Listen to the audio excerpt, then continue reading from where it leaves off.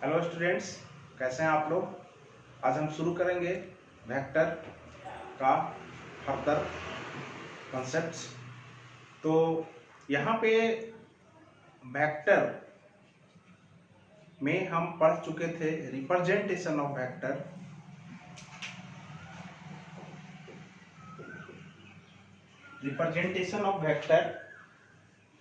उसके बाद पढ़े थे direction of vector and important points of the vector. अब हम फर्दर पढ़ने जा रहे हैं आपको एंगल बिटवीन टू वेक्टर। जैसे एंगल बिटवीन टू वेक्टर का मतलब क्या हुआ, तो यहाँ पे आप देखें कि मान लिया जाए कि ये दो वेक्टर हैं, तो यहाँ इस वेक्टर में दोनों का टेल जो है एक ही है, कोइंसाइड कर रहा है, हेड अलग अलग है। अब ऐसा ही फिगर हम बनाते हैं। मान लिया जाए कि ये एंगल है थीटा, ये एंगल कितना है, थीटा है। अब ऐसा ही हम फिगर बना रहे हैं, देखिए लगेगा कि नहीं, ये तो फिगर सेम ही है, सेम है। ये भी एंगल भी उतना ही है, ये भी एंगल थीटा। एक तीसरा फिगर हम बनाते हैं इस तरह का, ये भी एंगल थीटा। लेकिन अगर हम तीनों फिगर को देखें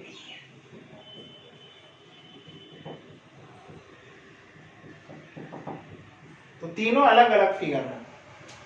अब कैसे, तीनों अलग अलग फिगर हैं, तो डायरेक्शन के हिसाब से, डायरेक्शन के अगर हम देखते हैं, डायरेक्शन को देखते हैं तो देख लीजिए, सबसे पहली बात कि यह जो है ये वेक्टर, उसका डायरेक्शन किस ओर है, और इसकी हम बात करें तो इसका डायरेक्शन नीचे की ओर है। देख लीजिए, अगर हम इसको सरकाएंगे, स्लाइड करेंगे इसी के पैरेलल, तो वेक्टर चेंज नहीं होगा। अब इसको हम इस तरह से करें कि टेल टेल सबको एक करें, तो टेल अगर हम इसको सरकाएंगे नीचे की ओर तो ये क्या आ जाएगा, नीचे की ओर इस तरह से फिगर बनेगा।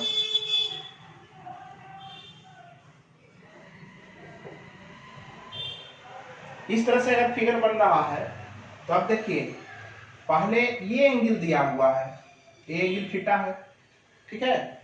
लेकिन रियली में अगर टेल टेल एक करेंगे तो इसमें और इसमें अंतर हो गया, फिगर दोनों चेंज हो गया।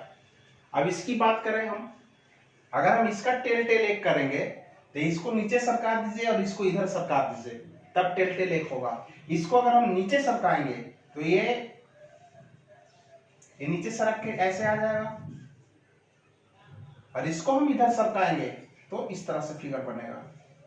तो यहाँ पे देखने से तो लगता है कि नहीं, तीनों के बीच का एंगल कितना है, थीटा है। लेकिन दरअसल अगर हम डायरेक्शन पॉइंट ऑफ व्यू से देखें तो यहाँ पे देख लीजिए कि ये दोनों फिगर में काफी असमानता है। फिर इसको भी देख लीजिए।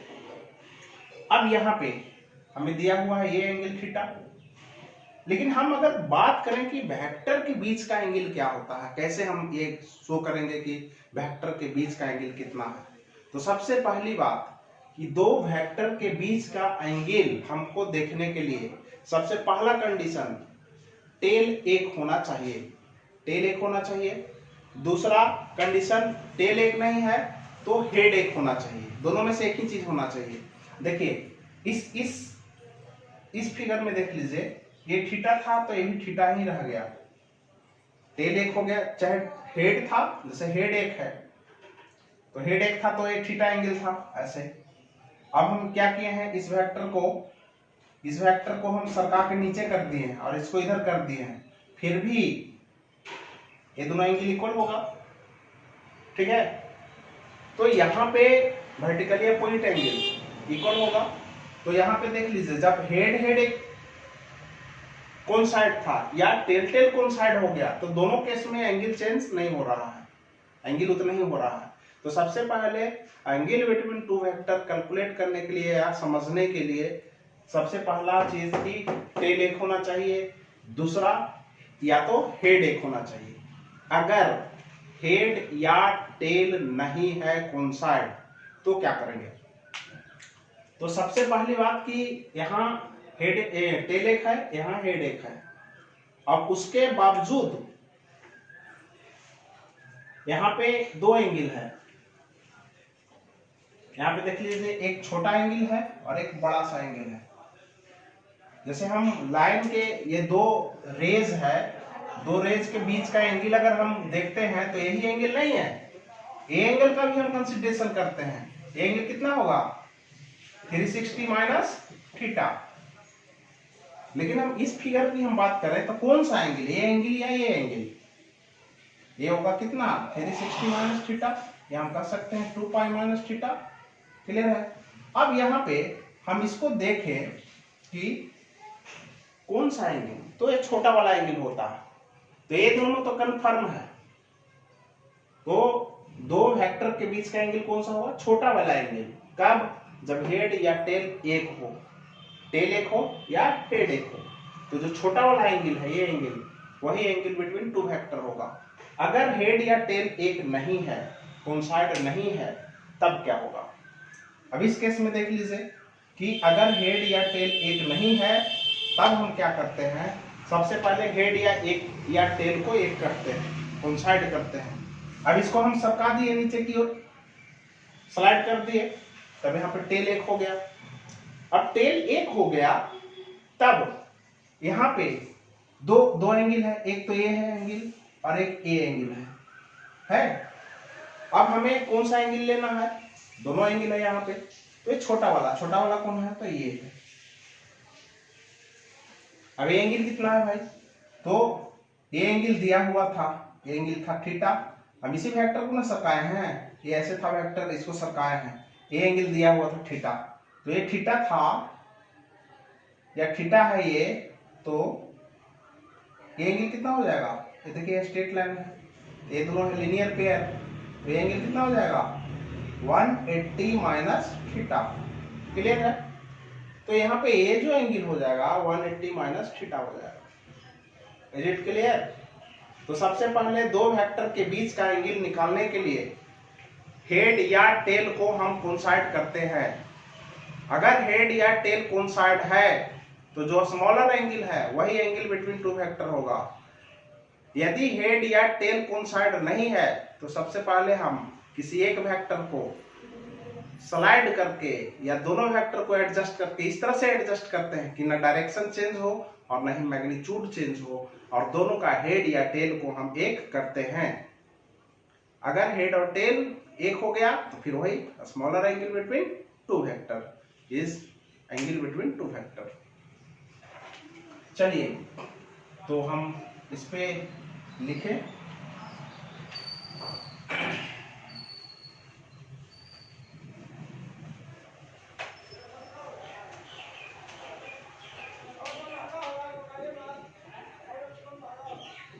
to find angle between two vectors,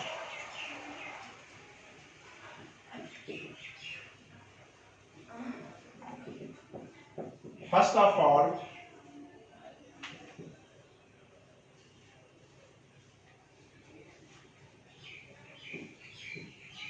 head or tail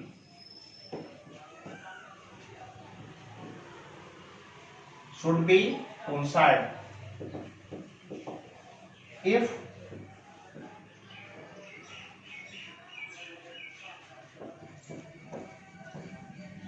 head or tail is not coincide, then we shift one vector parallel to itself and coincide head or tail. Then a smaller angle will be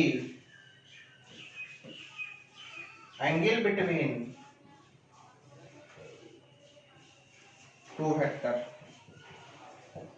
सबसे पहले हम क्या करते हैं, to find the angle between two vector, first of all head और tail should be coincide. Head या tail क्या होना चाहिए, कोइंसाइड होना चाहिए, एक होना चाहिए। इफ यदि हेड और टेल कोइंसाइड नहीं है तब क्या होना चाहिए, किसी एक वेक्टर को उसी के पैरेलल, उसी के समांतर हम क्या करते हैं, शिफ्ट करते हैं, इस तरह से शिफ्ट करते हैं कि उसका मैग्नीट्यूड और डायरेक्शन ना बदले, और इस प्रकार से हम हेड या टेल को कोइंसाइड करते हैं। फिर एंगल बिटवीन जो टू वेक्टर होगा वह स्मॉलर एंगल होगा। ठीक है, तो उस पर आधारित देख लीजिए क्वेश्चन हम देते हैं, उसको बनाइए।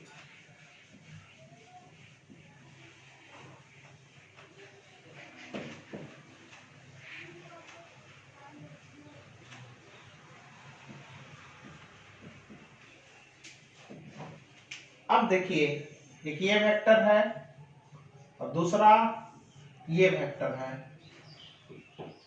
ये दोनों के बीच का एंगल है आपको अल्फा। तो यहाँ पे एंगल बिटवीन टू वेक्टर कौन सा होगा निकालना है, तो निकाल लीजिए। क्लियर है, हम इसको हम क्या करेंगे, स्लाइड करेंगे। स्लाइड करेंगे तो क्या हो जाएगा, ये इधर आ जाएगा इस तरह से। अब यहाँ पे ये क्या हो गया, ये क्या हो गया जी, स्लाइड किए तो टेल टेल एक हो गया। अब ये वेक्टर नहीं है, अब इसके जगह पे ये आ गया, तो ये एंगल हो जाएगा। देखिए अब ये वेक्टर नहीं है, ये वेक्टर हम इसको इधर स्लाइड कर दिए हैं, तो एंगल हो गया अल्फा, और ये कितना हो जाएगा, पाई माइनस अल्फा। तो इस ये दोनों वेक्टर के बीच का जो एंगल है वो कितना हो जाएगा, पाई माइनस अल्फा। अगर सेम क्वेश्चन इस तरह से है, ये एंगल दिया हुआ है अल्फा, तो ये एंगल कितना हो जाएगा, सबसे पहली बात ये एंगल हो जाएगा 360 माइनस अल्फा। क्लियर है, ये एंगल दिया हुआ है, लेकिन हम सबसे पहले क्या निकाल लिए, ये एंगल 360 माइनस अल्फा।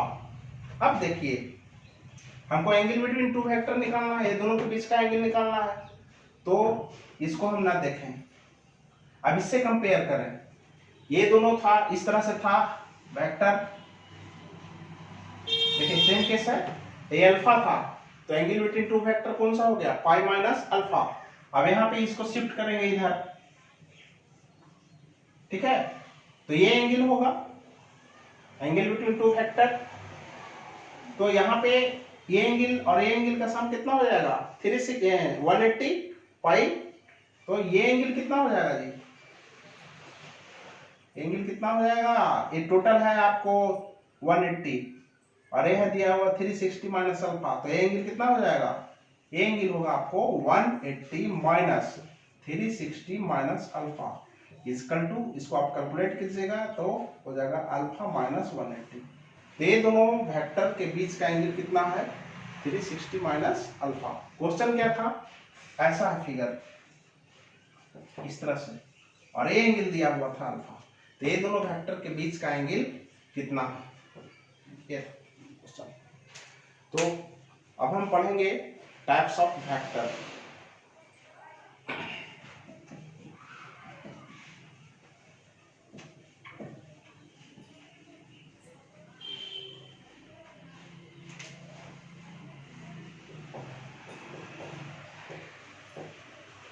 अगर देखा जाए तो वेक्टर का जनरली टू ही टाइप्स होता है,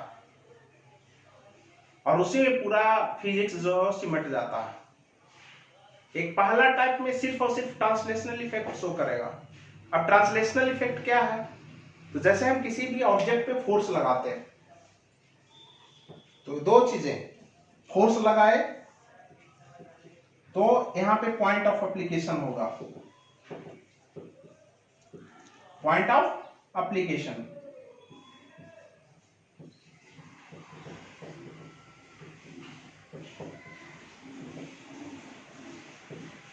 अब पॉइंट ऑफ एप्लीकेशन है ये पॉइंट। दूसरी चीजें क्या है कि जब भी हम फोर्स लगाएंगे तो दो चीज होगा, या तो बॉडी रोटेट करेगा या तो बॉडी ट्रांसलेट करेगा। ट्रांसलेट करेगा मतलब मूव करेगा, और जब बॉडी मूव करेगा तो इसका मतलब कि जो भी हम वेक्टर को हम डिफाइन करने जा रहे हैं वह ट्रांसलेशनल इफेक्ट को शो कर रहा है। ट्रांसलेशनल मतलब वह स्ट्रेट लाइन मोशन करे इस टाइप का, या कर्व पे मोशन करे, तो वहां पे यह जो फोर्स है वह ट्रांसलेशनल इफेक्ट को शो करेगा। अब इस चीज को देखिए, कि कोई ऑब्जेक्ट है उसको हम फोर्स यहाँ पे लगा रहे हैं इस तरह से, तो यहाँ पे एक अलग टर्म डिफाइन होता है। इस फोर्स के कारण अगर देखा जाए इंस्टेंटेनियस, मतलब कि ये क्षणिक इंस्टेंटेनियस फोर्स है ये F। अगर हम इसको लगाते जाए तो इसका डायरेक्शन फिर चेंज हो जाएगा, यहाँ पे आएगा तो इस डायरेक्शन में हो जाएगा। तो इस फोर्स की हम बात कर रहे हैं, तो यहाँ पे इसके कारण जो भी इफेक्ट हो रहा है ट्रांसलेशनल ही इफेक्ट होगा, लेकिन यहाँ पे एक और टर्म डिफाइन होता है टॉर्क। तो उसका जो डायरेक्शन है एक्सिस के अलाउंग होता है, और वो उसके कारण टॉर्क के कारण, फोर्स के कारण नहीं, टॉर्क के कारण जो भी होता है टॉर्क के कारण रोटेट करता है ऑब्जेक्ट। टॉर्क हम पढ़ेंगे आगे। तो यहाँ पे फोर्स के कारण क्या हुआ, यह बॉडी मूव कर रहा है, ट्रांसलेशनल इफेक्ट को शो कर रहा है, मतलब इसमें वेलोसिटी होगा, एक्सेलेरेशन होगा, इसमें भी होगा, लेकिन इसका एंगुलर एक्सेलेरेशन होगा, एंगुलर वेलोसिटी होगा, और सारे का जो डायरेक्शन होगा वह किसी एक्सिस के अलाउंग होगा, सीधा सीधी नहीं होगा। जैसे इस पे अगर हम फोर्स लगा रहे हैं तो यह इधर मूव करेगा, ठीक है, और सीधा इस डायरेक्शन में, एक ही डायरेक्शन में, इस डायरेक्शन में क्या होगा, पर्टिकुलर या डायरेक्शन चेंज हो सकता है। यहाँ पे क्या होगा, एक जैसे एक्सेलेरेशन है तो इस डायरेक्शन में होगा, और ये ट्रांसलेट करेगा ऑब्जेक्ट, तो इसको कहते हैं हम ट्रांसलेशनल इफेक्ट, कि जब बॉडी ट्रांसलेट करे, मूव करे फर्दर। एक होता है नहीं, मूव नहीं करे, रोटेट करते रहे एक एक्सिस के अबाउट, जैसे ये है, गत्ते को हम ये करते हैं, या टॉप है वो रोटेट होता है, ठीक है। तो दो चीज हो गया यहाँ पे, एक तो ट्रांसलेशनल इफेक्ट शो कर रहा है, एक रोटेशनल इफेक्ट शो कर रहा है। तो ट्रांसलेशनल इफेक्ट जो वेक्टर, जितने भी वेक्टर हैं जिसके कारण ट्रांसलेशनल इफेक्ट हो उसको हम कहते हैं पोलर वेक्टर। क्या कहते हैं, पोलर वेक्टर। और जिस वेक्टर के कारण रोटेशनल इफेक्ट हो उसको हम कहते हैं क्या, एक्सियल वेक्टर। तो यहाँ पे टू टाइप्स ऑफ वेक्टर में पूरा वेक्टर खत्म हो जाती है। ये तो हो गया वेक्टर का टाइप, लेकिन वेक्टर अलजेब्रा में बहुत सारे वेक्टर हैं, जैसे इक्वल वेक्टर है, अपोजिट वेक्टर है, बहुत सारे वेक्टर हैं। तो सबसे पहले हम इस दोनों के बारे में पढ़ेंगे, पोलर और एक्सियल वेक्टर के बारे में। सिंपल इसके बारे में हम समझ लिए हैं। तो जनरली जो वेक्टर का टाइप है वह दो टाइप है, एक है आपका पोलर वेक्टर और दूसरा है एक्सियल वेक्टर। इसमें क्या है, the vector which show translational effect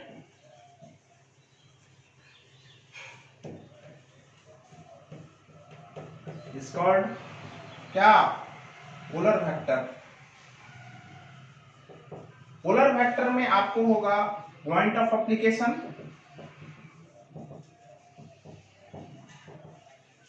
या दूसरा चीज होगा इनिशियल पॉइंट, ये दो चीज होगा। क्लियर है। अब यहाँ पे पॉइंट ऑफ एप्लीकेशन मतलब जिस पॉइंट पे यह फोर्स लग रहा है, इन केस ऑफ फोर्स, और इनिशियल पॉइंट मतलब किस पॉइंट से ये इनिशिएट होता है, ठीक है, in case of displacement, velocity. अब यहाँ पे है एक्सियल वेक्टर। तो एक्सियल वेक्टर में हम अभी बता चुके हैं कि वैसा वेक्टर जो रोटेशनल इफेक्ट को शो करता है, वैसा वेक्टर जो रोटेशनल इफेक्ट को शो करता है। तो यहाँ पे एक्सियल वेक्टर वैसा वेक्टर जो रोटेशनल इफेक्ट को शो करता है। The vector which show rotational effect, मतलब जब भी वो अप्लाई होगा तो रोटेट करेगा ऑब्जेक्ट, और वहां पे बहुत सारी चीजें जो डिफाइन होगा, जैसे टॉर्क है, एंगुलर वेलोसिटी है, एंगुलर डिस्प्लेसमेंट है, एंगुलर एक्सेलेरेशन है। तो यहाँ पे एंगुलर मतलब रोटेशनल इफेक्ट को शो करेगा, और उसका जो डायरेक्शन होता है किसी एक्सिस के अलोंग होता है। Its direction is along an axis. जैसे देख लीजिए, यहाँ पे अगर टॉर्क होगा तो इस एक्सिस के अलोंग होगा, चाहे ऊपर होगा चाहे नीचे की ओर होगा। जब ये रोटेट हो रहा है यहाँ पे ऑब्जेक्ट, तो यहाँ पे एंगुलर वेलोसिटी होगा, ओमेगा से हम डिनोट करते हैं, 9th क्लास में पढ़ चुके हैं आप। तो यहाँ पे एंगुलर वेलोसिटी अगर नहीं पढ़े हैं, फर्दर कंसेप्ट होगा आपको, सर्कुलर मोशन में भी है, फिर रोटेशनल मोशन में भी है।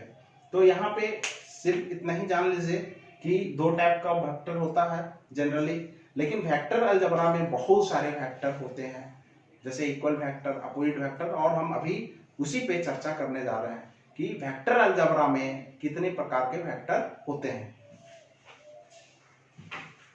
इसको नोट डाउन कर लीजिए वीडियो पॉज करके।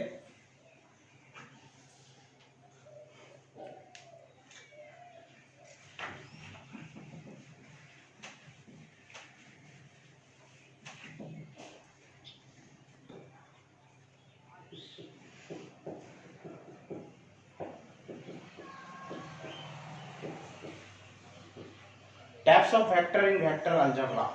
तो सबसे पहली बात कि वेक्टर अलजेब्रा में कितने टाइप्स के वेक्टर होते हैं। तो सबसे पहला चीज इक्वल वेक्टर। अब इक्वल वेक्टर किसको कहते हैं?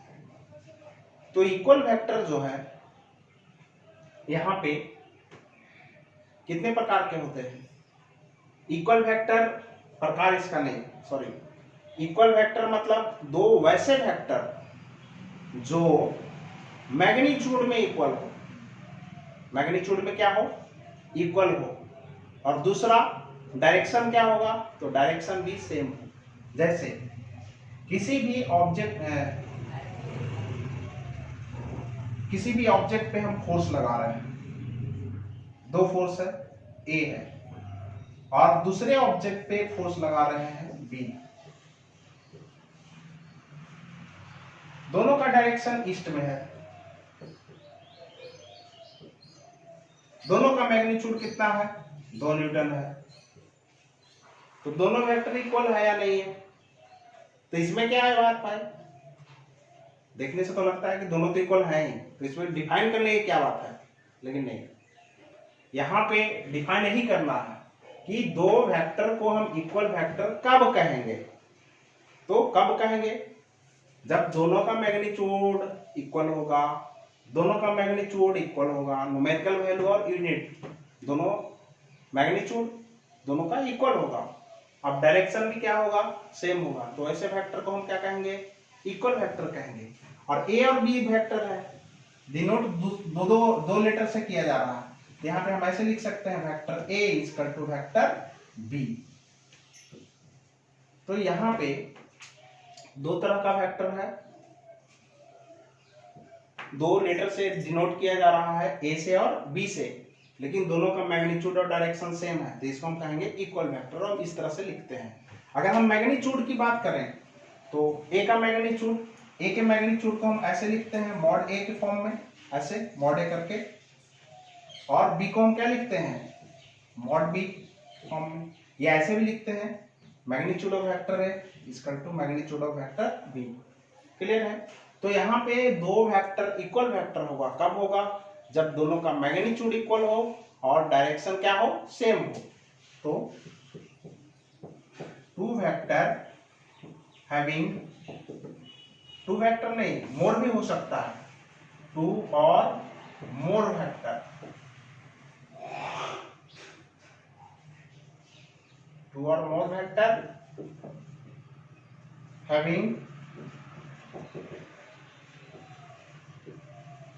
equal magnitude and in same direction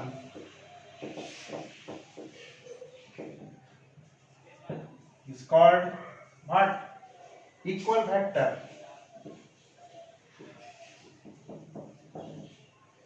clear है? अब यहाँ पे जैसे हम इसको डिस्क्राइब करके लिखना चाहें तो लिख सकते हैं।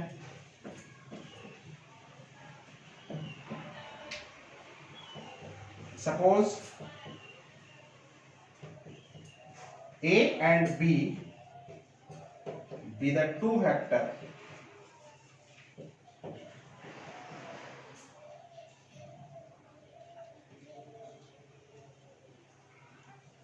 as magnitude of vector A is equal to magnitude of vector B, then and direction of A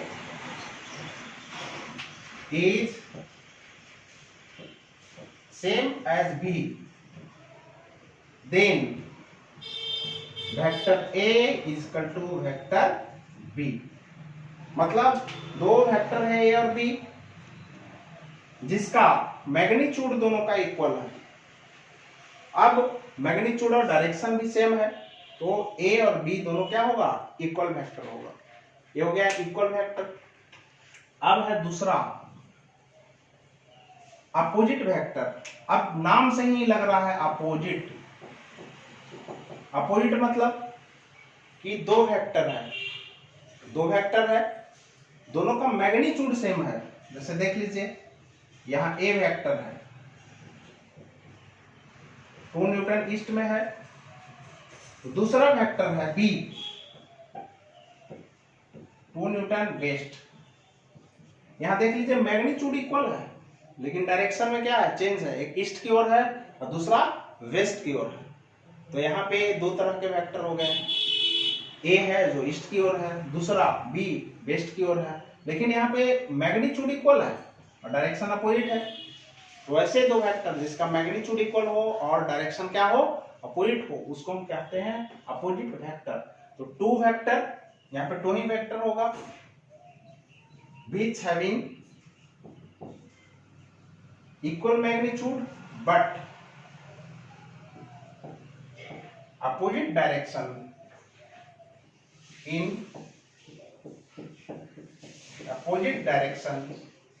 is called what, opposite vector।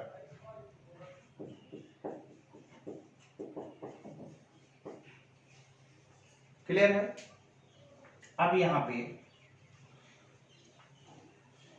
दो वेक्टर है ए और बी, तो suppose A and B be the two vector as A और B का magnitude कितना है, equal है, and direction of A is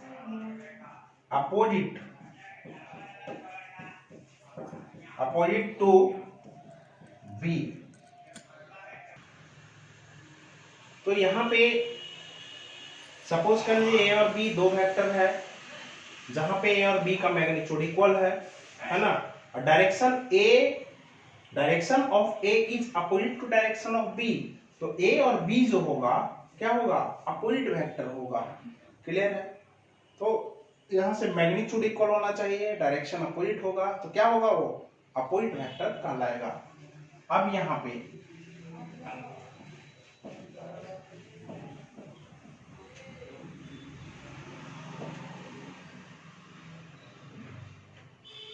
बहुत सारे वेक्टर हैं अभी पढ़ना आपको।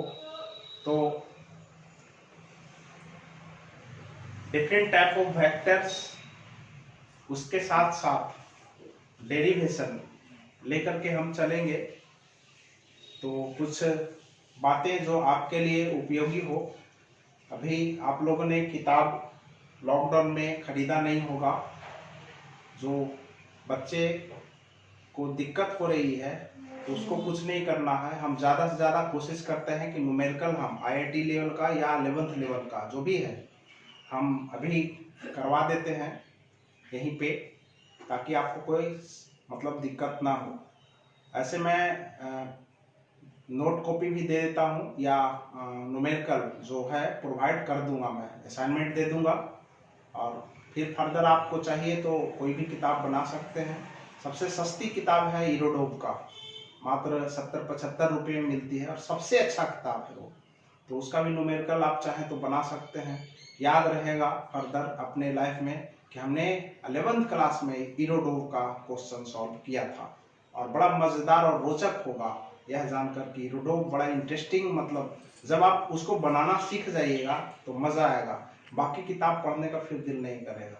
तो बने रहें आदर्श के साथ ब्रेक के बाद भी।